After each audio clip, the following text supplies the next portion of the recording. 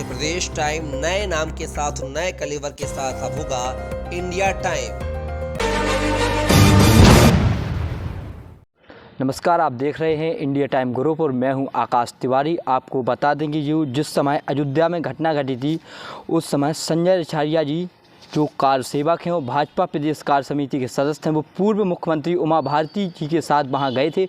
उन्हीं से जानते हैं कि भाई जब क्या कुछ घटना थी और क्या पूरा मौके स्तर पे आपने तो क्या देखा।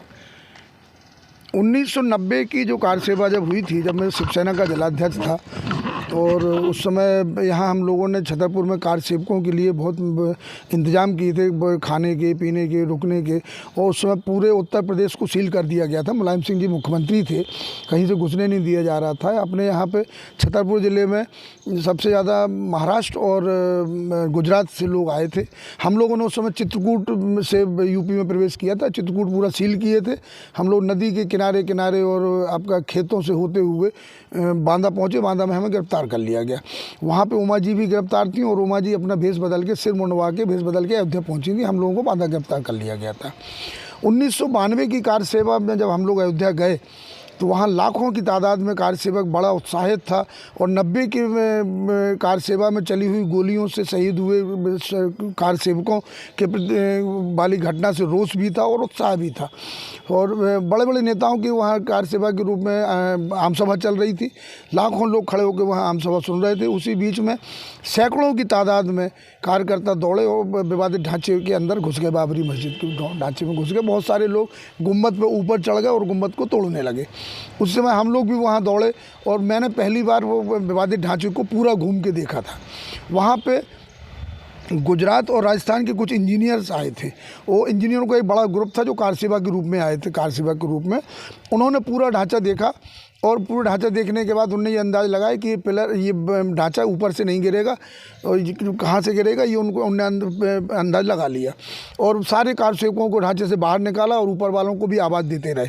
जो 2-4 लोग नहीं मान पाए वो बाद में वहाँ शहीद भी हुए, फिर जो नहीं माना। और इन लोगों ने वहाँ जो रेलिंग लगी थी उसकी सुरक्षा के लिए, विवादित ढांचे की सुरक्षा के लिए, उसमें रेलिंग में एंगलों के साथ साथ सब्बलें भी सपोर्ट में लगी हुई थी। उन सब्बलों को निकाल के उस विवादित ढांचे को गिराया और वो पिलर खोदने लगे। वो पिलरों के हिसाब से फिर वो ढांचा गिरने की स्थिति जब आया तो उसके 2-3-4 मिनट पहले 4-6 कार सेवक अंदर घुसे और रामलला को लेके ढांचे के बाहर आ गए। और उसी समय वो ढांचा वहाँ गिर गया और सारे कार सेवकों ने 2-2, 4-4 ईंटें लेके घर जाने का प्रण किया ताकि यहाँ से ये ईंटें चली जाएँ, यहाँ कोई सबूत न रहे। और सारे कार सेवकों ने कहा कि ये इतिहास का मैटर है, सारे लोग ये 2-2, 4-4 ईंटें लेके जाएंगे। और लाखों कार सेवकों ने देखते देखते 1 घंटे के अंदर, 1.5 घंटे के अंदर सारी ईंटों को वहाँ से गोल कर दिया और सब 2-2, 4-4 ईंटें लेके जाने लगे। वहाँ देखते देखते सैकड़ों की तादाद में फावड़े, गेंती सब आ गए और वहाँ पे तुरंत मिट्टी को सब समतल किया गया, वहाँ चबूतरा बनाया गया और देखते ही देखते वहाँ तंबू बना के रामलला को वहाँ विराजमान कर दिया गया। आप उस समय लगभग कितने उम्र के थे? उस समय मेरी उम्र लगभग 23-24 साल की थी और मैं 23-24 साल का था उस समय। और नई उम्र थी, बड़ा उत्साह था। चूँकि शिवसेना का अध्यक्ष भी था और उमा जी के यहाँ से सांसद हुआ करती थी, उमा जी के साथ काम भी किया है, तो हिंदुत्व को लेकर बड़ा उत्साहित थे और लगता था कि हम इतिहास का हिस्सा बनने जा रहे हैं। ये 500 साल की गुलामी हमारे सामने आंखों देखते मिटी है। हम लोग उस समय बड़े खुश थे।